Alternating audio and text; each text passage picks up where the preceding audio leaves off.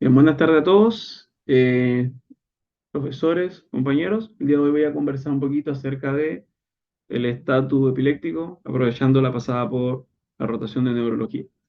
Bien, Bien, de modo introductorio le traje un casito, don Herbert, un paciente que casualmente tuvimos en la sala, un caballero que no es la foto del real, pero en realidad don Herbert se ve así, un caballero de 71 años que consume cannabis de forma diaria.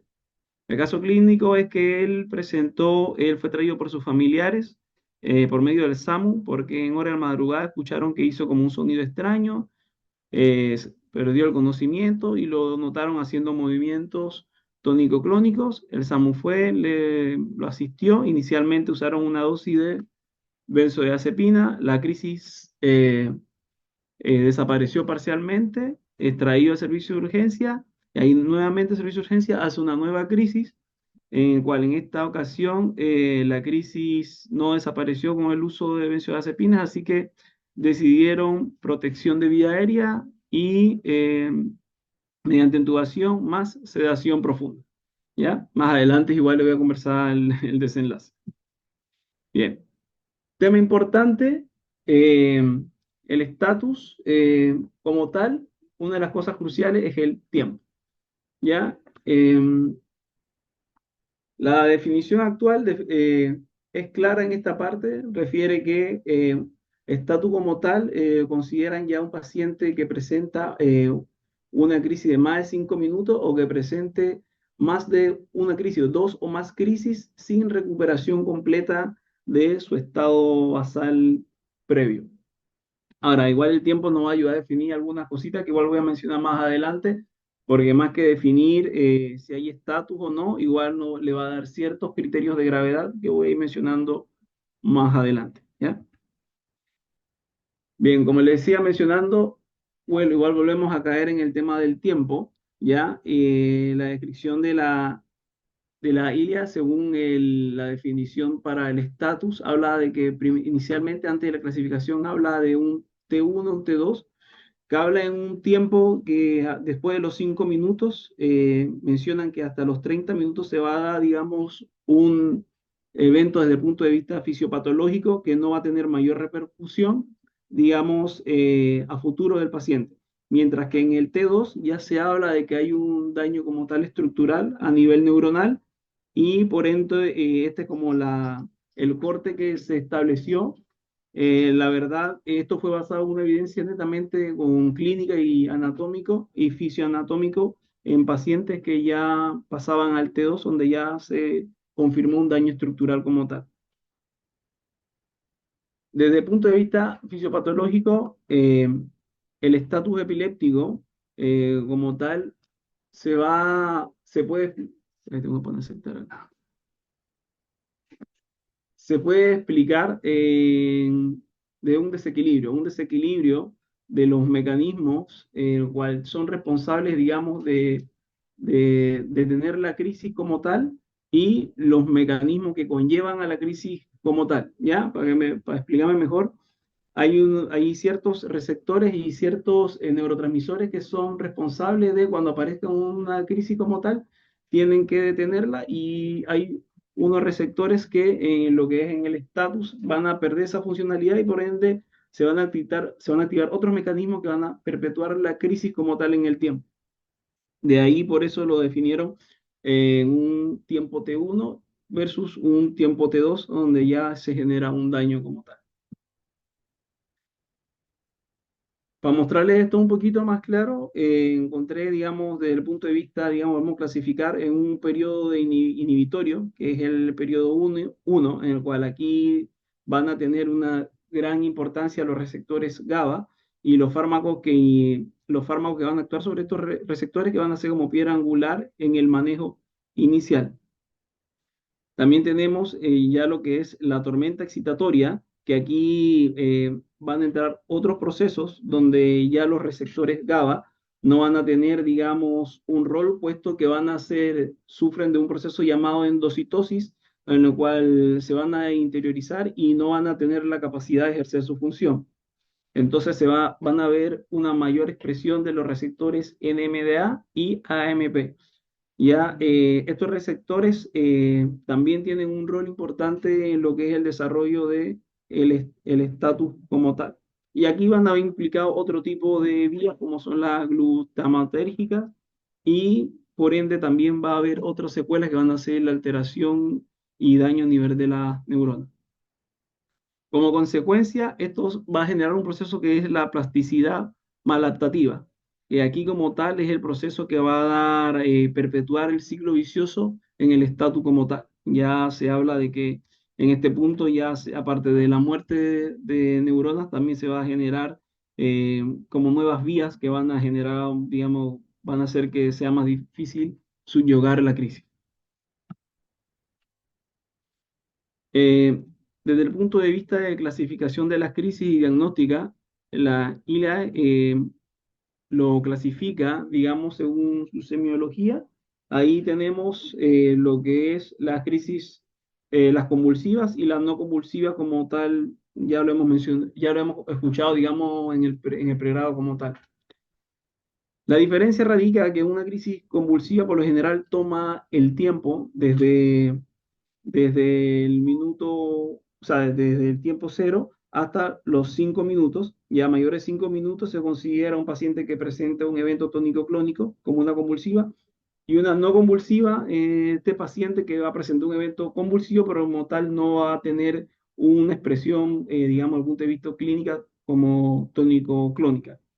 Este tiempo en las no convulsivas es un poquito más, se estira un poquito más. Ahí lo que leí fue que lo toman hasta unos 10 minutos en las no convulsivas. Y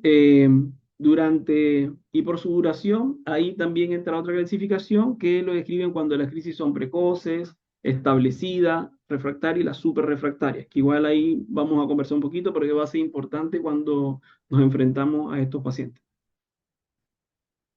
También la clasifican según su etiología. Ahí también voy a mencionarlo más adelante. Hay algunas que hablan acerca de que son agudas, unas remotas sintomáticas cuando ya hay una causa subyacente y la progresiva cuando ya hay también evidencia de que está causando la crisis. Por edades, ahí en esta parte no voy a entrar en muchos detalles, igual porque en pediatría igual las principales causas no son las mismas que en el adulto, pero la descripción también lo lleva por edad.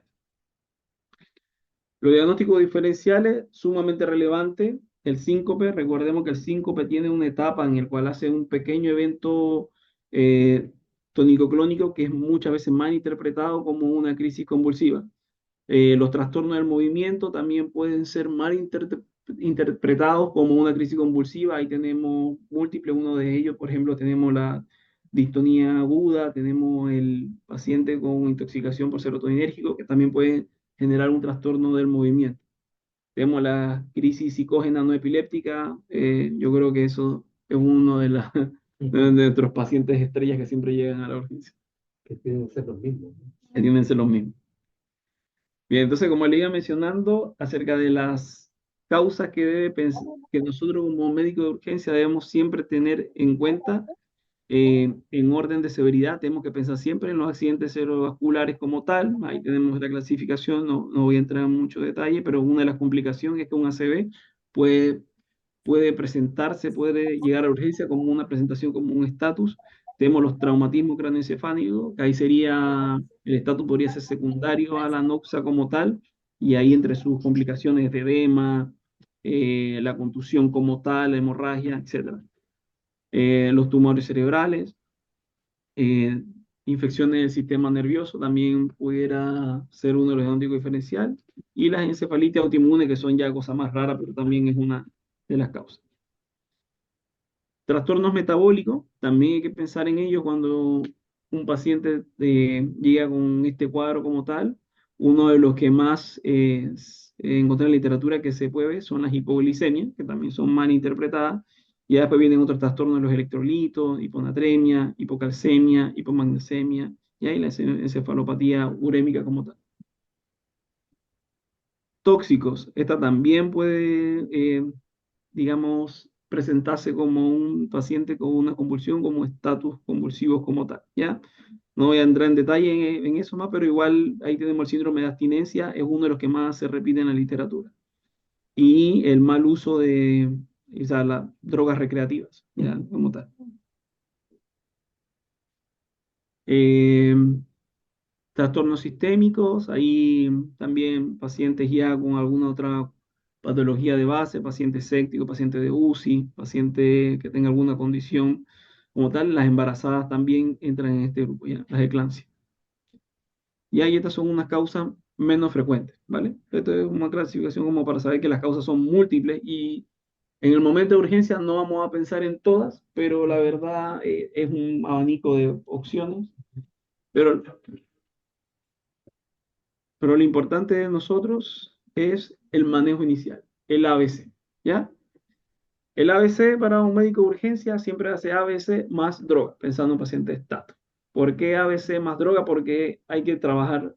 Esto es una patología que el tiempo va a ser fundamental porque no se nos van a fugar los enanitos del campo, pero sí se nos van a fugar los receptores GABA.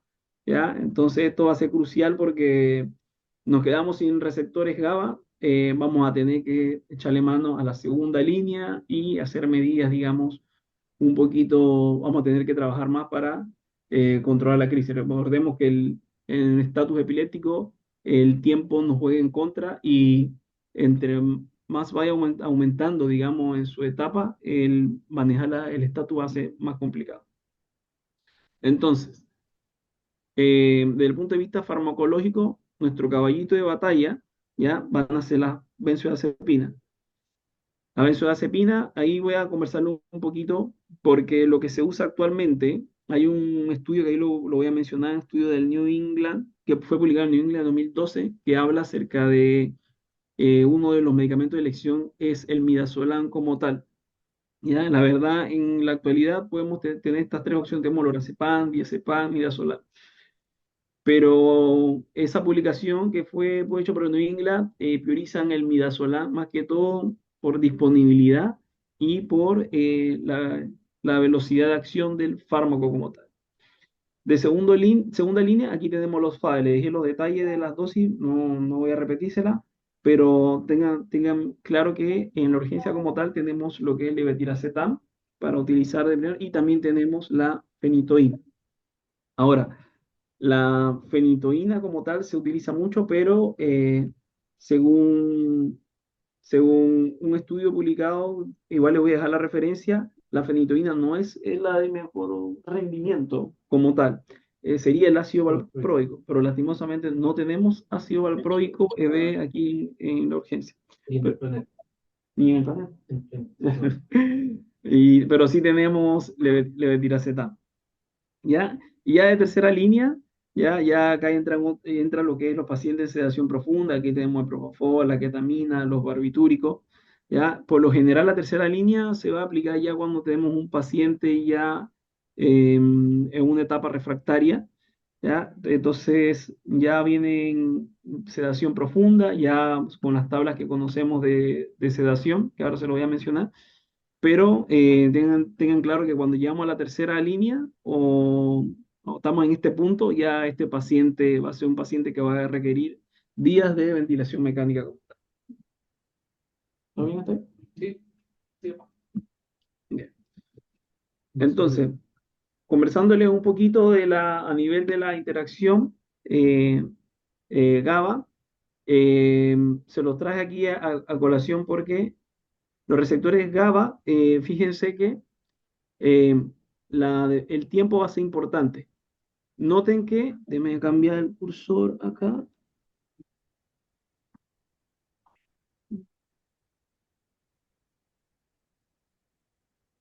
Noten que pasados los 30 minutos, eh, lo que es los receptores tienen una expresión de menos del 20%. Entonces, un paciente que ya lleva en un estatus pasado 15, 30 minutos, ya pasarle benzodiazepina, vamos simplemente a perder tiempo, retrasar, digamos, las medidas para pasar a la siguiente línea. ¿Ya? Entonces, sumamente importante porque la ventana, porque hay que, digamos, la ventana más aguda hay que tratar de utilizar las benzodiazepinas. ¿Ya? ¿Por qué se debe esto? Debido a la liposolubilidad del fármaco, ¿ya? Entonces, normalmente en el prehospitalario siempre usan el midazolam, pero si vemos el fármaco más liposoluble, en que en realidad debería hacer efecto más rápido, es el diazepam. Ahora, el tema es que el diazepam ya hace efecto rápido, pero su tiempo de acción es poco también. Ahora, el que más nos va a ayudar en, digamos, en tiempo de vida media va a ser el orazepam. El tema es que el lorazepam es el menos liposoluble, así que por ende la barrera hematoencefálica, quien va a tener más, digamos, velocidad en traspasarla va a ser el diazepam como tal, ¿ya? Pero el que va a durar más tiempo va a ser el lorazepam. Y por ahí les voy a mencionar el estudio del New England, que por qué argumentaron el midazolam como tal, más que todo por la disponibilidad del midazolam y por el tiempo de acción, pero no sería la idea. Entonces, ¿qué va a pasar? A medida del tiempo, van a aumentar la expresión de nuestros receptores MDA y AMP, ¿ya? Entonces, aquí cambia también el tipo de fármaco que vamos a usar en la segunda y tercera línea, la tercera línea como tal, porque ahí uno de nuestros caballitos de batalla es la ketamina, ¿ya? La ketamina tiene un buen efecto sobre este tipo de receptores. Aquí le mencioné, esto solo para mencionar, las tablas de sedación son exactamente las mismas. Solo recordar que un paciente en estatus siempre se tiene que, el escalón tiene que ser sedación profunda, ¿ya? Siempre entra, después se empieza, digamos, a disminuir, pero siempre sedación profunda hasta que se realice un electroencefalograma para comprobar que el paciente no continúa en estatus, ¿ya? Pues lo mismo las tablas. Entonces, la recomendación actual es un paciente en estatus, sedación profunda y en 24 o 48 horas tiene que realizarse un electroencefalograma. Esto ya no es manejo de urgencia, manejo ya de UPC. Complicaciones. Desde el punto de vista de complicaciones, estos pacientes pueden hacer complicaciones por sistema, dígase, desde el punto de vista respiratorio, cardiovascular, metabólica, neurológica, infecciosa. Ya, importante las cardiovasculares, puesto porque algunos anticonvulsivantes pueden tener algún tipo de efecto a nivel eh, a nivel cardiovascular, dígase, algunos prolongan el QT, si el paciente tiene antecedentes de un bloqueo tipo AB, también puede generar arritmias como tal. El fármaco que más se menciona en la literatura es el uso de la fenitoína como tal. Bien, entonces, hablando un poquito de factores de alta mortalidad y mal pronóstico, esto es importante puesto que el tiempo nuevamente, digamos que tiene un papel, un rol importante en esto. Ya un paciente con una etiología, digamos, que tenga una hemorragia, que la causa sea, no sé, una hemorragia, que tenga un estatus por alguna causa estructural, un paciente con las benzodiazepinas tengan un fracaso desde el inicio, un paciente con otras comorbilidades, ya son pacientes que van a presentar alta mortalidad debido a que tenemos un sustrato que va a prolongar su estatus como tal. Más sin embargo, un paciente que no presenta factores, digamos, de supervivencia, digamos, que no haga pensar que se va a prolongar su estatus, tiene un mejor pronóstico. ¿Por qué le traigo esta colación? Aquí volvemos con nuestro amigo Herbert, ¿ya? El paciente, es un paciente sin antecedentes de epilepsia, un adulto que solamente su factor de riesgo es el uso de cannabis todavía a los 71 años, ¿ya? Entonces, don Herbert, un paciente sin diagnóstico previo de epilepsia, eh, especialmente, digamos, este paciente, especialmente en el ambiente de urgencia UCI, se estima que entre el 50 y el 60% de los casos de estatus epiléptico son de causa aguda sintomática en personas sin antecedentes de epilepsia. Entonces, don Herbert cayó en digamos, en esa estadística. Él no tenía antecedentes de epilepsia, hizo un estatus, tuvo de 7 a 8 días en ventilación mecánica. Posteriormente fue traído a la unidad, fue extubado con buena evolución, sí desarrolló una debilidad adquirida, pero fue un paciente que tuvo un estatus de epiléptico sin antecedentes de una epilepsia previa y la verdad le fue súper bien en lo evolutivo. ¿Ya? Entonces, algoritmo diagnóstico rápido para la urgencia, tenemos que, digamos, poner nuestro casco de nuestro profesor Charles Javier y pensar de qué se trata nuestro estatus. Si el paciente, no sé, piensa en causa metabólica, trastornos eléctricos graves, tóxico, ACV, infeccioso, ¿ya? Y hay que, digamos, manejarlos a todos igual, como el ABC, pero las causas subyacentes como tal en la urgencia, nosotros no la buscamos de entrada, sino que se maneja netamente el estatus. ¿Bien? De forma de conclusión, en un paciente sin antecedentes de epilepsia, el estatus epiléptico no es una enfermedad en sí mismo, sino un síntoma de una agresión cerebral aguda o sistémica. Buscar la causa es tan urgente como detener la crisis. El estatus epiléptico es una emergencia tiempo dependiente, por lo que le mencioné anteriormente. ¿Ya? Entonces, electroencefalograma continuo son tan críticos como la reanimación cardiopulmonar. La clave está en anticiparse y siempre este paciente hay que pensar tener ya todo listo para la intubación precoz, segunda línea de FAE y sedación profunda, como tal. Eso. Buena, César. Bien ahí. ¿Alguno de los compañeros, alguna pregunta, alguna consulta? No sé si los becados de Neuro también quisieran participar de la discusión. Yo quería redondear algunos conceptos. En primer lugar, buena presentación, César, y lo enfocaste en el área de la urgencia. Lo cual está bien. El estatus epiléptico es una patología tiempo dependiente y uno lo tiene que abordar como tal, tal como si fuese un accidente cerebrovascular. ¿Ya? Es súper importante tener en cuenta los tiempos T1 y T2 porque nosotros pensamos en que la remodelación cerebral es irreversible y a lo que aparecen desde el tiempo T2 en adelante son circuitos epileptógenos que van perpetuando el estatus en el tiempo. ¿Ya? Ahora, con respecto a los fármacos, bueno, el midazolam es ideal, usted lo sabe mejor que yo, aparte del estudio hecho por la facilidad de administración. ¿Ya? O sea, como se puede administrar de manera subcutánea mucho más rápido. Ahorra bastante tiempo en esos primeros 5 minutos que son críticos. ¿Ya? Ahí hay una disquisición que es más para nosotros en neurología, que el estatus puede ser focal también, ¿ya? Y el estatus focal da un T1 más largo. Pero igual es un poco apostar en dejar pasar esos 10 minutos y no empezar a actuar. ¿Ya? Eh, Ahora, la diferencia con el estatus epiléptico no convulsivo es más un diagnóstico diferencial. Diferencial de cualquier síndrome confusional agudo que se agote la explicación. O sea, el paciente llega confuso, se estudia la urgencia o bien se hospitaliza, se estudia hospitalizado, no sigue la causa y ahí la clave la da el electroencefalograma. Ahí tiene un valor diagnóstico ya del 100% en realidad. Y otras cosillas que podemos tener en cuenta en el contexto del mismo paciente comprometido de conciencia, el concepto de estatus epiléptico sutil. ¿Ya? De hecho, César me contaba una anécdota de que le tocó ver un paciente en UCI con perdón, con IPUS. El IPUS es un reflejo pequeño que tiene que es pupilar, que determinando ciertas frecuencias de apertura y cierre pupilar se vuelve patológico. ¿Ya? Algunos otros elementos sutiles como mioclonías linguales, palpebrales, también bobbing o el nistagmo, que a veces no son tan evidentes, no se buscan en un paciente que está con ojos cerrados y eso puede dar la clave. ¿Ya? ¿Qué otra cosa me gustaría como redondearle? Y en base a eso, Doc, ¿me escucha?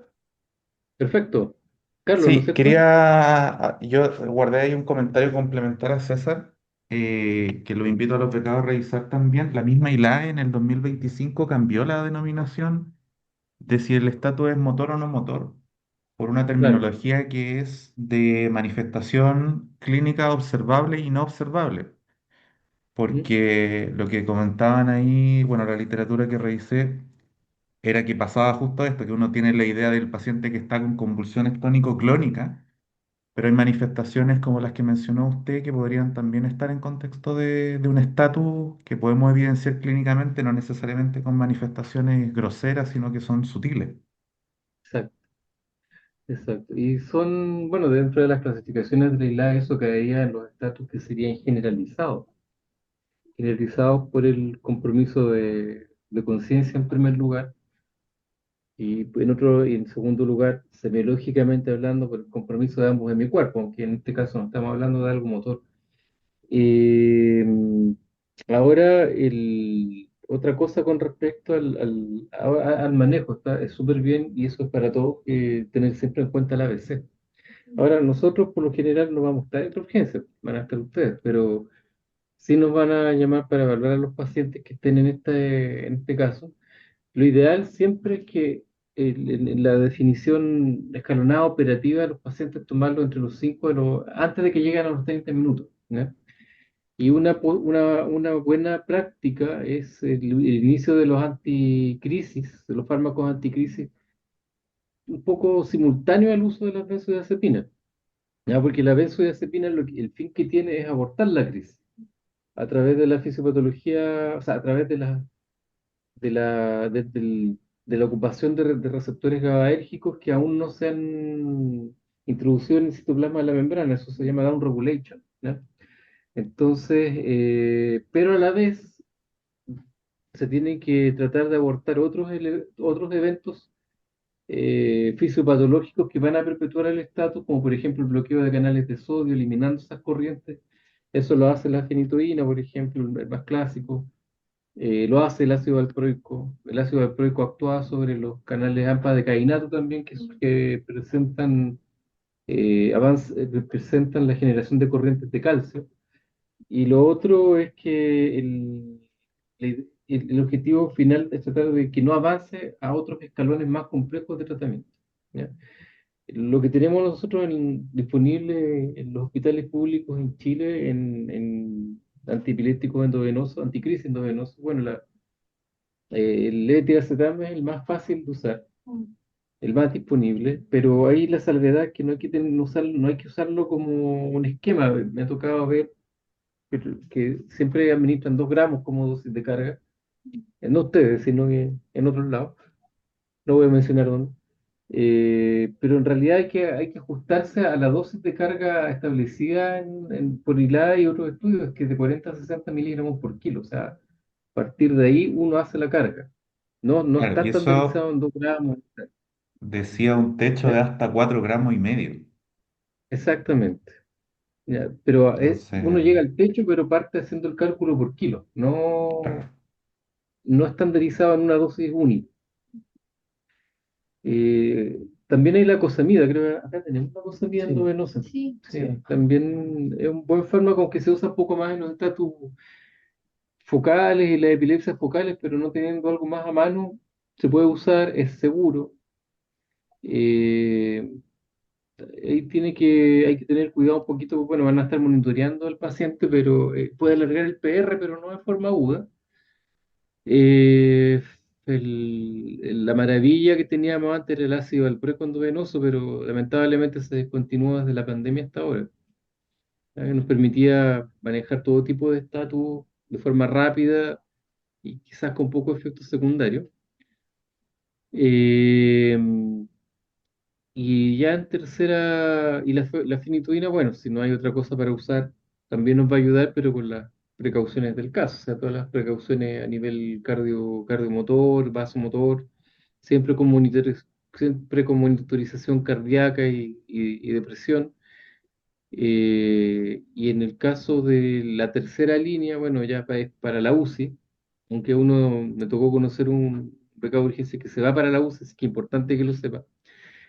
También los efectos secundarios de los anestésicos que vamos a usar hay que tenerlos en cuenta. Por ejemplo, el propofol presenta un síndrome de infusión de propofol que es bastante deleterio, tiene mortalidad propia, por ende hay que estarlo vigilando. El PRIS, exacto. ¿Ya?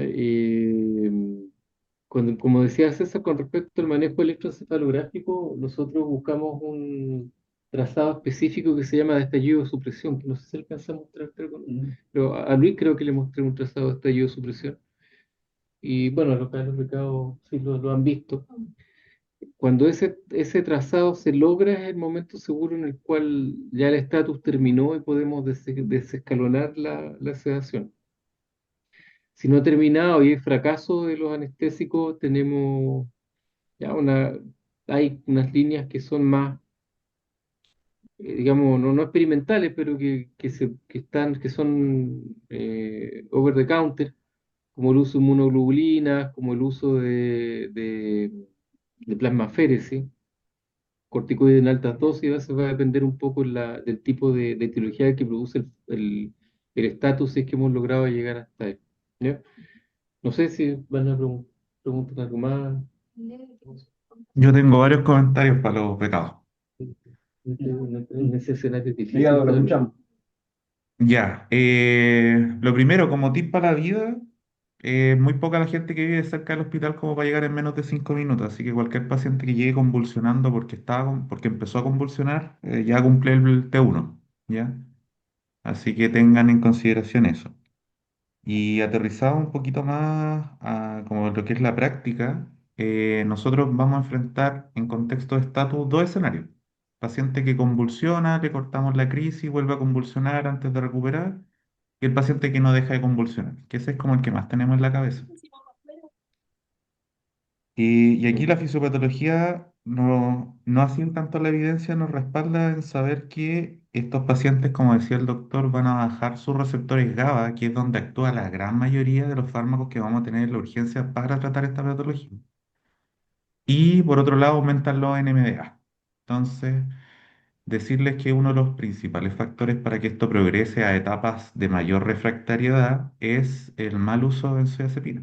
Entonces, cuando ustedes vean este manejo escalonado, que les dice pasar una dosis de benzodiazepina, dos dosis de benzodiazepina y luego pensar en el FAE, probablemente estemos más en el contexto del paciente que está convulsionando, le cortamos la crisis y luego vuelve a convulsionar, porque no me parece como lo más sensato que un paciente que en mi cara lleva más de 5 minutos convulsionando, vamos a paso tortuga viendo qué le pasamos. ¿Se entendió esa parte? Les pregunto. Sí, sí, que nosotros estamos conectados. Ah, ya. Perfecto. Sí, ¿se Claro, me esa es escuchó una o forma. no? Sí, Sí, sí, lo escuchamos. ¿Se entiende, Carlito? Vale nomás. Ya, súper. Lo segundo, si un paciente nos ponemos en contexto que está en un estatus de actividad convulsiva persistente, ese paciente tiene drive respiratorio, ventila, sí o no, nos va a desaturar. ¿Qué pasa con ese paciente? Para los pecados más grandes.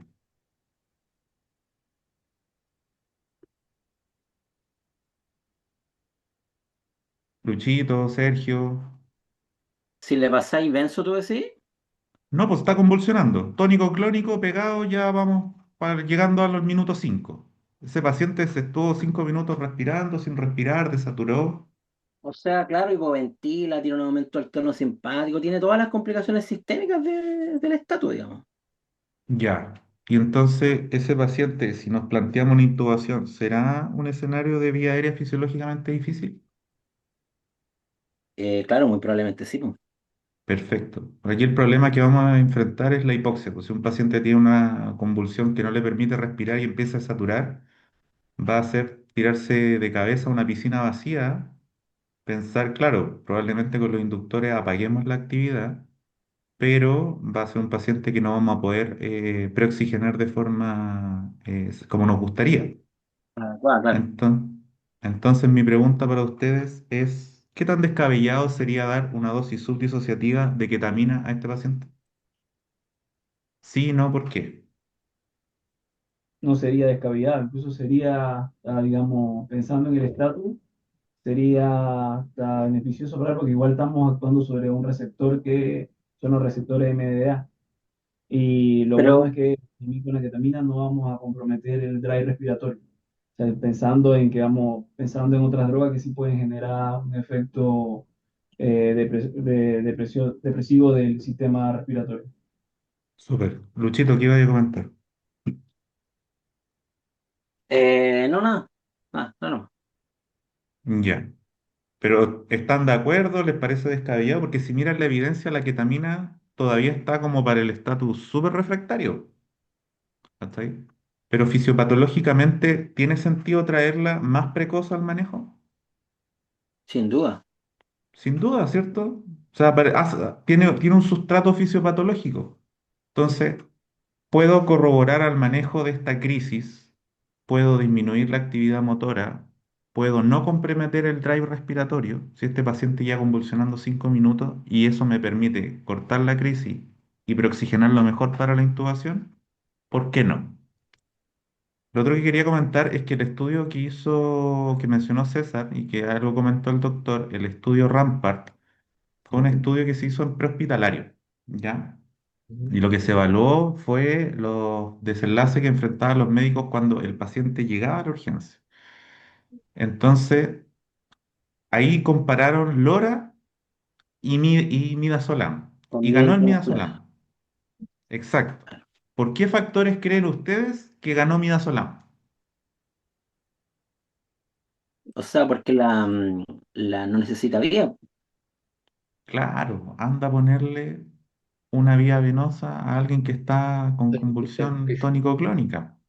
Sí. Entonces, todo el retraso que implica la instalación de una vía venosa, porque el lorazepam intramuscular para esto no sirve, favoreció más que el midazolam que se absorba hasta por el pelo, intranasal, subcutáneo, intramuscular, tuviese ventaja.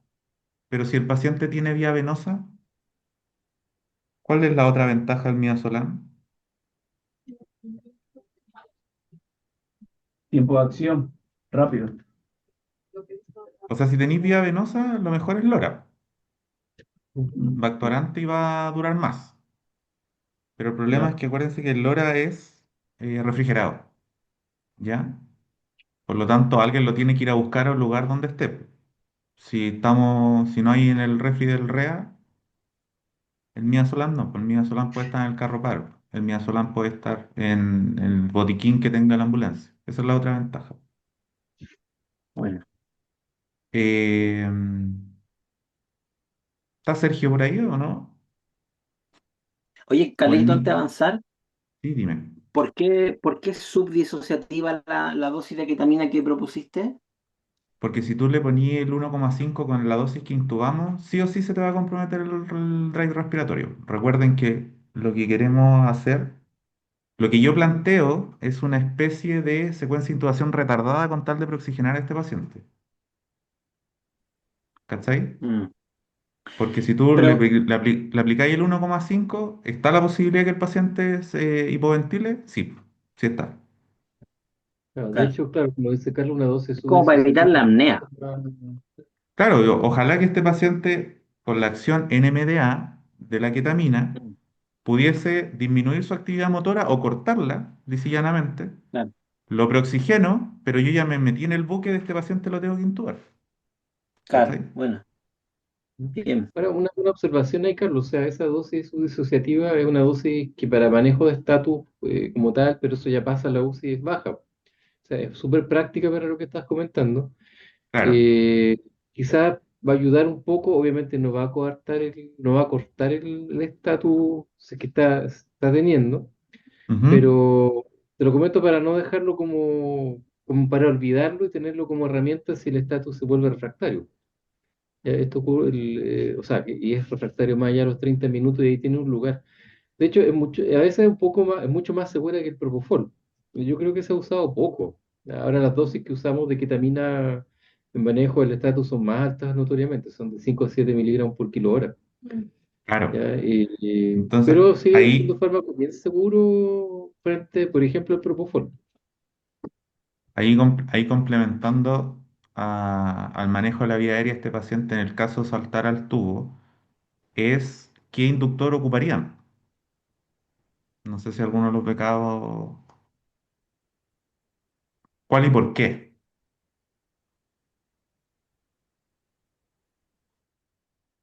Ahora, yo trataría de evitar de tomiato, por ejemplo, porque el tomiato igual tiene ¿Ya? un Ya, efecto como convulsionante. baja un poco el umbral convulsivante. Entonces, Súper. propofol, dándole hemodinamia, en verdad, propofol, o la misma que también por lo que hemos conversado. Y por último, si no Perfecto. tengo nada más, pero no tomiato. So, de acuerdo con el Mm. tomiato. De Ya, acuerdo con que Ya, y tomiato. sí, Y si, y si conocemos la vida media de la ketamina y este paciente le dimos una dosis subdisociativa para oxigenarlo y cuando lo queremos dormir, ¿podemos completar la dosis y con la misma ketamina dormirlo? Sí, pues. Sí, pues, sí podemos. Sí se puede, no hay ningún problema. Ahora, si bien el propofol es principalmente acción GABA A, también tiene efecto NMDA, ¿ya? Así que si tengo la opción, mi inductor sería ketamina, luego propo, tercer lugar mida, y como dice el Nico, dejaría el letomidato en este escenario más abajito, porque baja el umbral convulsivo, ¿ya? Y busqué en términos de bloqueo neuromuscular, no hay uno por sobre otro. Yo creo que podría haber una ventaja en la SUXI si es que queremos seguir evaluando los fenómenos motores del paciente. ¿Ya? Podría ser una alternativa. Y lo otro, ¿les hace sentido que un paciente que ya llegó al tercer escalón, estamos hablando de que le pasamos benzodiazepina en bolo, le pasamos un inductor para dormirlo, le estamos pasando un fármaco antiepiléptico, lo cedemos con midazolam?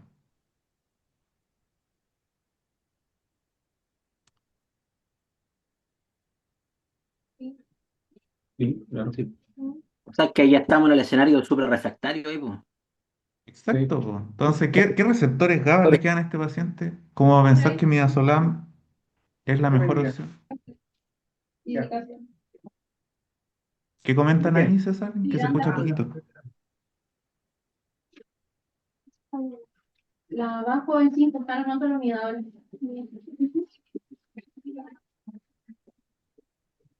César, no se escucha la persona que está hablando. ¿Nos podría complementar que se comente ahí? Sí, luego.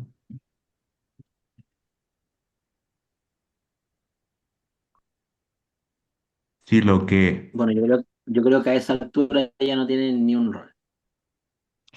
es que, claro, pues la evidencia te dice que desde el primer escalón, midazolam, y pasamos al tercero y vuelve en gloria y majestad en una infusión. Yo no creo que esté contraindicado, pero no sé si es lo que me hace más sentido. Ahora, de mano de lo que comentó César, a diferencia de otros casos en que intubamos pacientes con la menor dosis que necesitan, acá es sedación profunda, porque generalmente en el servicio de urgencia no tenemos neuromonitoreo.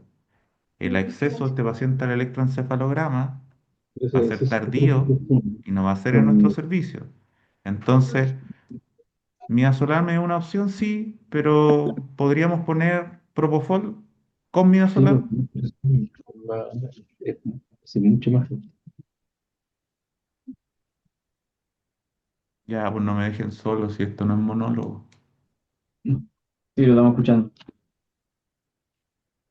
Pero ¿están de acuerdo? ¿Qué piensan? Si la idea, mira, si leerse la evidencia y decir el algoritmo es re fácil, pues. Si lo que necesito es que ustedes lo aterricen en sus cabezas a lo que pueden verse enfrentados. Por eso necesito que conversen, por eso me quedo acá. ¿Con qué se darían a este paciente después que lo intuban? Fentapropo. Propofol. No anda, fentapropo quieta, fin. Ya, infusión de queta. Ketofol. Yo siento que tiene mucho más sentido traer la ketamina más precoz al manejo del paciente, sobre todo si llegamos a la fase de intubarlo.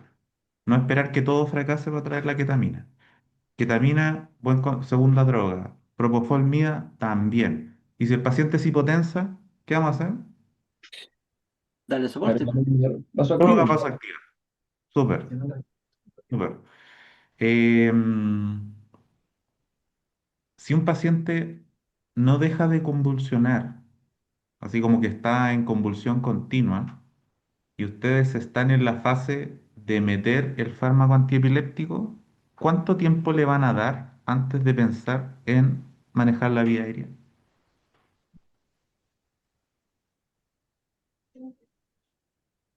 Porque cuando termine la infusión, ¿en cuánto tiempo se pasa el levetiracetam? ¿En cuánto tiempo se pasa el ácido valproico? ¿En cuánto tiempo se pasa la fenitoína? Tiene la más lenta. El levetiracetam, el levetiracetam 15 minutos. Pero yo pienso que si ya el paciente ingresó ya en la etapa ya en una etapa refractaria, yo pienso que es como pasarle el levetiracetam y simultáneamente ir preparando la vía aérea. Claro, el levetiracetam pasa a ser prácticamente premedicación de la condición del paciente, pues, pero Eso. no es como que tú te quedes mirando ahí si el levetiracetam cuando caiga la última gota, el paciente dejó de convulsionar o no para decir, ah, ya, lo vamos a intubar. Probablemente sean escenarios en paralelo, ¿ya? Ojo que estoy hablando de ese estatus que no deja de convulsionar.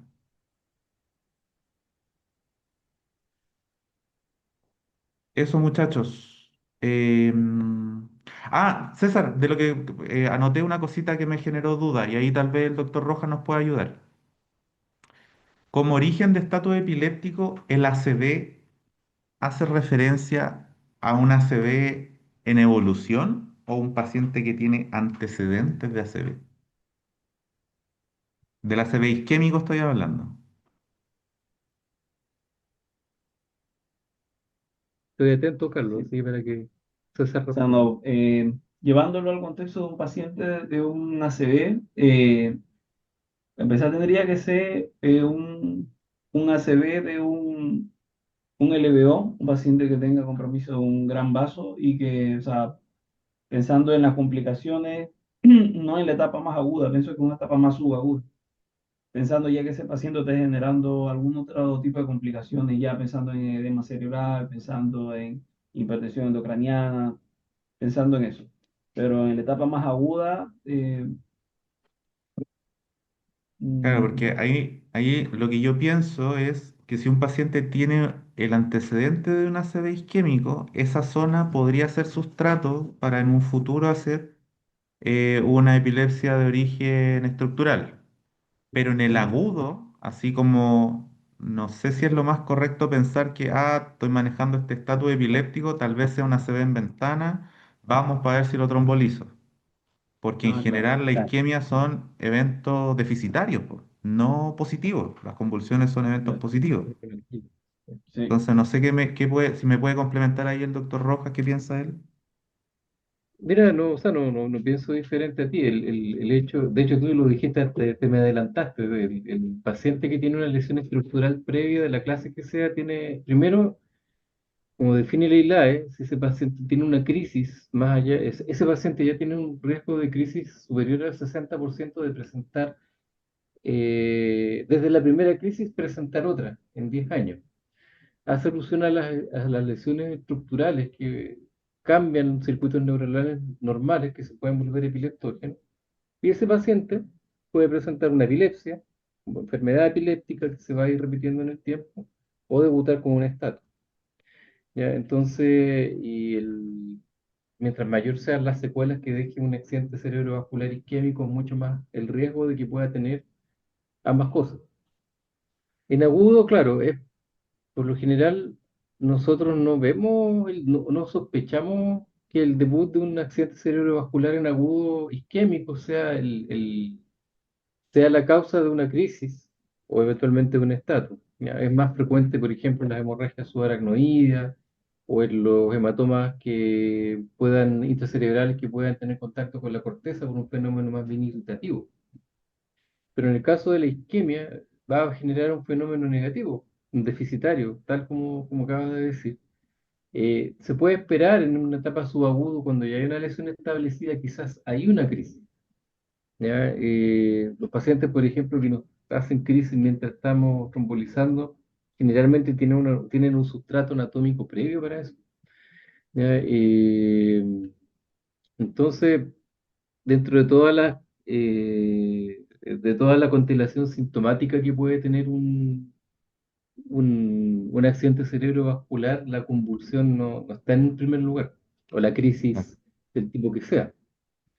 Eh, Quería hacer una acotación, pero diferente a esto. Dentro del manejo del estatus también hay que tomar en cuenta algo que a nadie daña, que es administrar tiamina, ¿ya? Porque también hay un estrés oxidativo que puede dañar, puede ayudar a perpetuar el estatus, puede ayudar a las lesiones estructurales que pueden haber, y que podría mitigar bastante la tiamina, independiente Bueno, de la etiología que tenga el estatus. buen tip ahí, doc. Oye, y lo otro, y por eso a mí me gusta como quedarse un ratito aterrizando lo que uno lee, y encuentro que lo que comenta el doctor Rojas es súper valioso. También salía ahí hipoglicemia y síncope. Entonces, Diagnóstico diferencial. Sí, lo mencioné como diferencial. como diferencial, claro, pero ¿de una convulsión o de un estatus?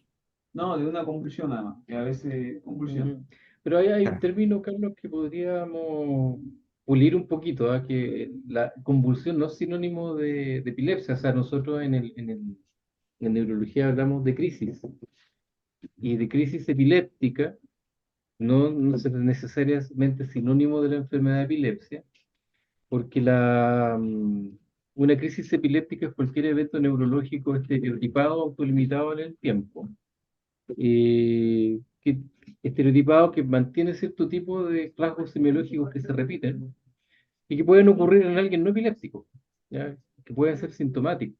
En cambio, la epilepsia como enfermedad hace mención a la enfermedad en donde las crisis se van repitiendo con estas características, pero de forma espontánea, sin desencadenante. Ahora, hay dos condicionantes que pueden hacer a un paciente caer en estatus. O sea, una de ellas es efectivamente un paciente epiléptico, hablaba de un porcentaje, 50-60%, o sea, un 40% diríamos que son pacientes epilépticos que se agravan, pero el resto son sintomáticos. El manejo del mismo es una acotación un poco más de fineza semiológica. ¿Mm? No sé, pues, ¿alguna duda más? No, yo por mi parte estoy.